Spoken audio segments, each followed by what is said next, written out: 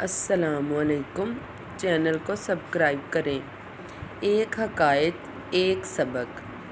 شیخ مصلح الدین سعدی حکایت بیان کرتے ہیں کہ ایک شخص کے مکان کی چھت میں شہد کی مکھیوں نے چھتا بنا لیا۔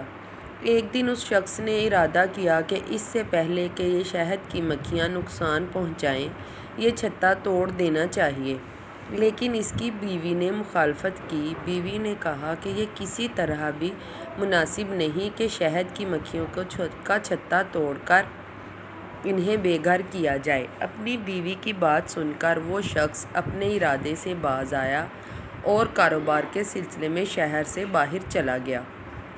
ایک دن ایسا ہوا کہ اس شخص کی بیوی اس چھتے کے پاس سے گزری تو شہد کی مکھیاں اس سے چمٹ گئیں اور ڈنگ مار مار کر اس کا برا حال کر دیا۔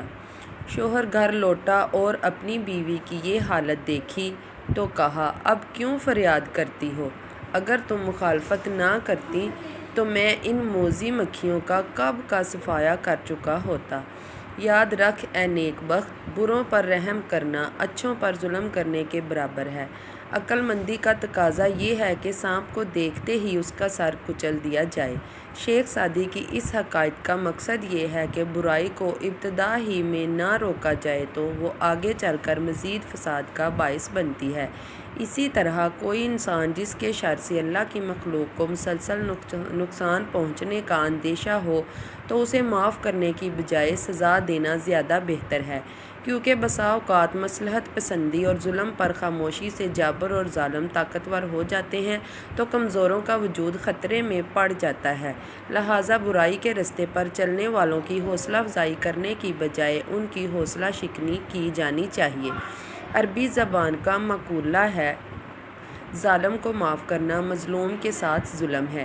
کسی مفکر کا قول ہے کہ برے آدمی کے ساتھ نیکی کرنا نیک آدمی کے ساتھ برائی کرنے کے مترادف ہے، لہٰذا نیکی بھی سوچ سمجھ کر کرنا چاہیے، کیونکہ ظالم کے ساتھ نیکی کرنا اور اسے معاف کرنا مظلوم کے ساتھ ظلم ہے۔